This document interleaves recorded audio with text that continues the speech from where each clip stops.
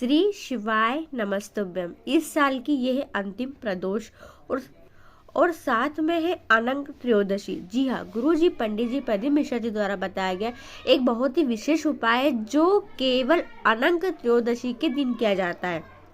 अनंत त्रयोदशी का क्या महत्व है? तो इस दिन भगवान महादेव ने कामदेव जी को भस्म किया था। जी हाँ, कामदेव जी को भस्म किया था, उन्हें अनंत कर दिया था, इसलिए अनंत त्रयोदशी मनाई जाती है और इस दिन कामदेव जी की पूजा की जाती है।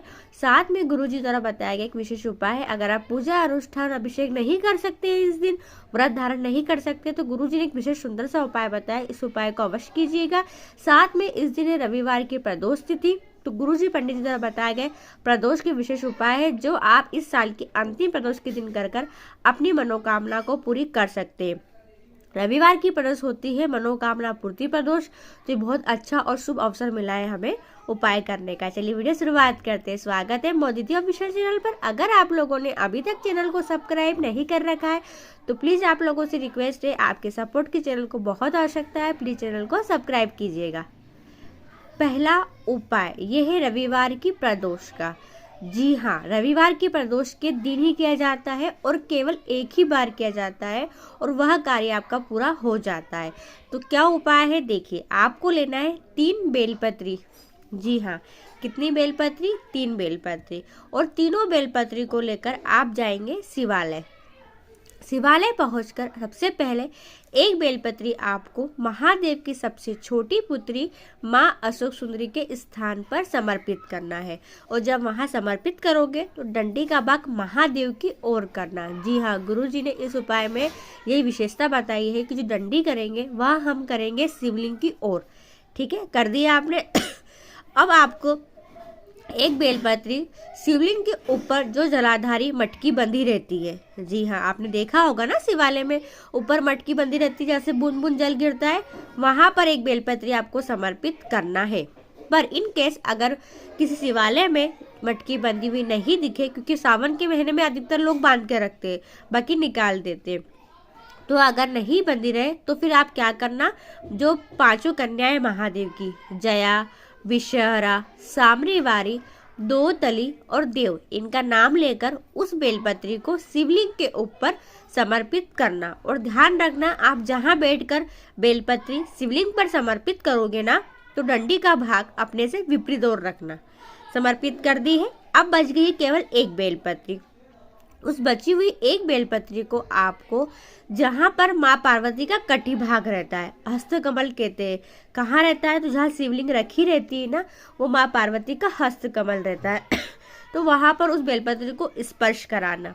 जी हाँ, चढ़ाना नहीं है, केवल स्पर्श कराना है। और स्पर्श कराकर उस बेलपत्री को उठा ले और उठाकर उस शिवालय के आसपास जहाँ भी बेलपत्री का वृक्ष हो, जी हाँ थोड़ा सा आपको शिवालय से बाहर निकलना पड़ेगा, और जहाँ भी बेलपत्री का वृक्ष हो उस बेलपत्री की जड़ में, जहाँ पर मतलब बेलपत्री की जड़ में जो भी कंकर पड़ा हो, जी हाँ जो बेलपत्री के वृक्ष के नीचे कंकर पड़ा हो उसे उठाकर उस कंकर को जड़ के बाद रख कर उसी के ऊपर उस बेलपत्री को समर्पित कर दे। और पत्ती का भाग कहाँ करेंगे, डंडी का भाग कहाँ करेंगे, अपने से विपरीत। और अगर कोई कंकर नहीं मिले, जैसे कि मैं गई थी तो मुझे कंकर नहीं मिला था, हमारे यहाँ जो बेलपत्री का वृक्ष है ना वह कंकर नहीं मिला, तो मैंने क्या करा, तो गुरुजी ने जैसा बताया था कि जो बेलपत्री की जड़ की मट्टी थोड़ी सी ऊंची कर ले, शिवलिंग आकृति की बन जाएगी, और उस पर बेलपत्री को समर्पित कर दे। अब यह उपाय करने के फायदे क्या क्या यह समझ लो। सबसे पहले अगर आप कोई व्यापार करते हैं और व्यापार अच्छा नहीं चलता है, घटता बढ़ता रहता है, अच्छे से इनकम नहीं होती, तो करें। या किसी नए व्यापार की, नए कार्य की शुरुआत करने का सोच रहे हैं कि नया साल आने वाला है, अब तो इस साल में ये काम तो कर ही लूँगा या कर ही लूँगी, तो इस उपाय को कर ले। या कहीं पैसे की कमी है, धन की कड़की है, तो इस उपाय को करें। तो कोई आपका ऐसा कार्य है जो बहुत दिनों से लगे पड़े नहीं हो रहा है, तो एक बार रवि प्रदोष के दिन इस उपाय को कर लेना और 2024 में आपकी मनोकामना तो महादेव पूरी कर ही देंगे। तो ये बहुत सुंदर सा उपाय है, अवश्य कीजिएगा। दूसरा उपाय, यह उपाय विशेष अनंत त्रयोदशी का है जो 24 दिसंबर की पड़ रही है। जी हाँ, गुरुजी ने कहा साल में एक बार पड़ती है अनंत त्रयोदशी, और इस त्रयोदशी के दिन कामदेव जी, रति जी यानी कामदेव और रति दोनों का पूजन किया जाता है, दोनों के लिए व्रत रखा जाता है। पर हम लोग उपवास वगैरह नहीं रखते, मैं भी नहीं रखती हूँ, मैं घर में भी कोई रखता नहीं है, आप लोग भी नहीं रखते होंगे। तो फिर ऐसे में गुरुजी ने विशेष उपाय बताया है, इस उपाय को तो अवश्य कीजिएगा। इस उपाय को करने के फायदे क्या है, तो गुरुजी ने बताया था अगर पति और पत्नी में बहुत ज़्यादा लड़ाई झगड़े कलेश होता है, पति में प्यार संबंध खत्म हो गए या खराब हो गए, प्यार बिल्कुल खराब सा हो गया है, खत्म सा हो गया है, या फिर पत्नी मायके में जाके रहने लगी है, पत्नी नहीं आ रही है, या पति रुष्ट है, पति किसी और औरत के चक्कर में है, किसी और औरत के स्मरण में है और वह आपके घर पर ध्यान नहीं दे रहे हैं, तो अगर पति और पत्नी बहुत ज़्यादा लड़ाई झगड़े हैं, तलाक तक बात पहुंच गई है, तो अनंत त्रयोदशी के दिन इस उपाय को तो अवश्य कीजिएगा। किसी का घर सुधरे तो कितनी अच्छी बात है ना। तो गुरुजी ने बताया है केवल आपको लेना है गाय का दूध। जी हाँ, गाय का दूध लेना है। एक उंगली में दूध के अंदर उंगली डुबाकर उस उंगली को केवल शिवलिंग जहाँ रखी रहती है ना, जहाँ माँ पार्वती का कटी भाग रहता है, वहाँ पर फेर देना है। और जब उंगली फेरोगे दूध की, तब आपको कामदेव जी, रति माता, शिव और पार्वती का स्मरण करके उंगली फेरना है दूध वाली। बस इतना सा करना है और फिर देखिएगा केवल एक ही बार करना रहता है, साल में एक ही बार आती है और आपके संबंध सुधर जाएंगे, आपके प्यार मधुरता बढ़ जाएगी। तीसरा उपाय देखिए, अभी एग्ज़ाम तो आने वाली है। जी हाँ, या फिर आपकी सरकारी नौकरी, सरकारी एग्ज़ाम की तैयारी कर रहे हैं, या फिर सीए के एग्ज़ाम की तैयारी कर रहे हैं, कोई भी एग्ज़ाम की अगर तैयारी कर रहे हो और आप चाह रहे हो कि इस एग्ज़ाम में हम अच्छे नंबर से पास हो जाए या हमारा सिलेक्शन हो जाए, हमारी जॉब लग जाए, तो एक बार इस उपाय को करके देखिएगा। यह उपाय या तो प्रदोष पे कर सकते हैं या फिर शिवरात्रि पे कर सकते हैं। तो इस बार आइए रविवार की प्रदोष। क्या करना है, आपको लेना है 3 चीज़। 3 क्या क्या लेना है, आपको लेना है 1 बेलपत्री, 1 समी पत्र, साथ में आपको लेना है फूल। कौन सा फूल लेना है, मंदार का फूल। जी हाँ, आंकड़े का फूल बोला जाता है जिसे, वह होता है हल्का से नीले रंग का। जैसे कि मेरी जैकेट जो मैंने पहनी है, उसकी जो कैप में आपको कलर दिख रहा है, ये वाला आपको वीडियो में देखिएगा, जो ये चल रही है क्लिप मेरी, इसमें ये वाला कलर, इस कलर का फूल होता है मंदार का फूल, यानी आंकड़े का फूल, नीले कलर का। और इसका एक गुच्छा आता है जिसके अंदर 5 पुष्प लगते हैं।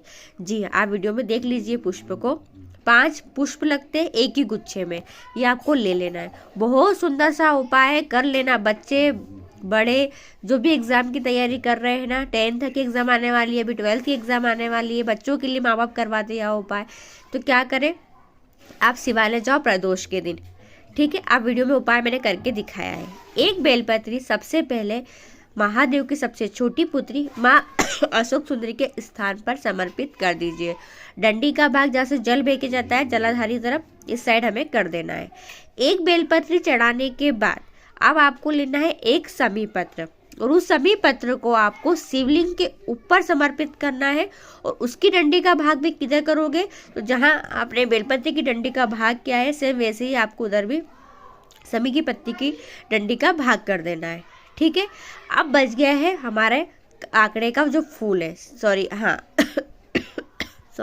उस आंकड़े के फूल को आपको महादेव की शिवलिंग जहाँ रखी रहती है, जहाँ माँ पार्वती का कटी भाग होता है, इस भाग पर आपको उस पुष्प को समर्पित करना है। आप वीडियो में देखिए, समझिए अच्छे से। ये पुष्प है, इसे मैंने यहाँ समर्पित किया है। डंडी का भाग आप जहाँ खड़े हो अपने विपरीत ओर की ओर आपको डंडी का भाग कर देना है। समर्पित कर देने के बाद आपको जो बेलपत्री आपने माँ अशोक सुंदरी के स्थान पर चढ़ाई थी ना, उस बेलपत्री को उठाकर घर ले आओ। और घर लाकर जिस कक्ष में आप पढ़ाई करते हैं या बच्चे पढ़ाई करते हैं, उस कक्ष में उस बेलपत्री को रख दो। ऐसा कम से कम आपको 3 प्रदोष तो करना ही है। रवि प्रदोष शुरुआत कीजिए, अभी तो आने वाली प्रदोष है, उन तीनों प्रदोष पे करिएगा। 3 बेलपत्री इकट्ठी हो जाएगी ना, 3 प्रदोष पे अलग अलग करोगे तो। और तीनों बेलपत्री अपने पास रखो। फिर जब एग्जाम में अच्छे नंबर से पास हो जाए, आपका वह कार्य हो जाए, आपकी नौकरी लग जाए, उसके बाद उन तीनों बेलपत्रियों को वापस से शिवलिंग के ऊपर जाकर समर्पित कर आ जाओ। बस इतना सा करना है, करके देखिएगा। महादेव की कृपा होगी तो आप अच्छे नंबरों से अवश्य पास होंगे। चौथा उपाय है, देखिए अभी विवाह का सीजन तो आने वाला है, तो जिन बच्चे या बच्चियों का मंगल विवाह नहीं हो रहा है, जिनकी उम्र बहुत ज़्यादा बढ़ गई है या फिर जिनका विवाह के लिए लायक उम्र हो गई है और रिश्ते अच्छे नहीं आ रहे, ये रिश्ते आने बंद हो गए, 40 साल तक की अगर उम्र भी हो गई है फिर भी मंगल विवाह संपन्न नहीं हुआ है, तो गुरुजी ने विशेष उपाय बताया था प्रदोष के दिन 7 परिक्रमा वाला, और यह उपाय अगर आप कर लेते हो तो मंगल विवाह बहुत ही जल्दी कम से कम समय में संपन्न हो जाता है। तो वह उपाय ये है कि आपको लेना है एक बेलपत्री, एक समीपत्र और एक वही मंदार का पुष्प, 5 पुष्प वाला एक गुच्छा, यानी आंकड़े का जो फूल आता है, जी हाँ आंकड़े का फूल, उसमें 5 गुच्छे रहते ही रहते हैं, आपको एक ही पुष्प लेना और 5 गुच्छे आपको मिल जाएंगे, और 1 लोटा जल। इसको लेकर आपको जाना है बेलपत्री के वृक्ष के नीचे, ठीक है, और बेलपत्री के वृक्ष की जड़ में बाबा से प्रार्थना करते हुए, मंगल विवाह की प्रार्थना करते हुए, बेलपत्री को, समी के पत्ते को और पुष्प को बेलपत्री की जड़ में समर्पित कर दो, और डंडी का भाग अपने से विपरीत ओर करिएगा, चिकना भाग नीचे आएगा बेलपत्री का, तीनों आपने जड़ में समर्पित कर दिया है, रख दिया है।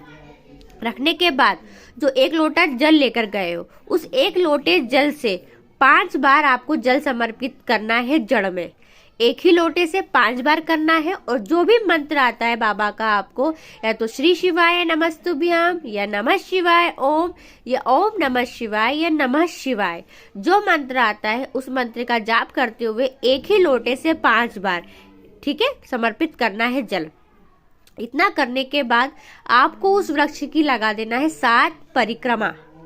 पहले चढ़ाएंगे पत्तियां, फिर जल चढ़ाएंगे, फिर 7 परिक्रमा लगाएंगे। 7 परिक्रमा जब आपकी पूरी हो जाए, फिर उसके बाद आपको अपनी विवाह की कामना करने के बाद, जोली प्रसार के प्रणाम करने के बाद, आपको उन तीनों पत्तियों को, फूल को और पत्तियों को, यानी बेलपत्री को, समीपत्र को और पुष्प को उठाकर अपने घर लेकर आ जाना है। घर लाना, अब रखोगे कहाँ पर? जो आपका घर के शिवालय है, आपका घर का जो मंदिर है, आपका देवालय है, वहाँ पर एक कपड़े में बांधकर, एक पोटली में बांधकर रख लीजिए, और फिर देखना महादेव की कृपा कितनी जल्दी होती है, आपके बच्चों का मंगल विवाह कितनी जल्दी संपन्न हो जाता है। तो ये 2023 की अंतिम प्रदोष है मंगल विवाह के लिए, अच्छी नौकरी के लिए, अच्छे व्यापार के लिए, मनोकामना पूर्ति के लिए गुरु जी द्वारा बताए गए विशेष उपाय है। इन उपायों को अवश्य कीजिएगा। मेरे द्वारा दी गई जानकारी अगर आपको अच्छी लगती है तो प्लीज वीडियो को लाइक कीजिएगा और लोगों तक शेयर कीजिएगा। श्री शिवाय नमस्तुभ्यम। हर हर महादेव।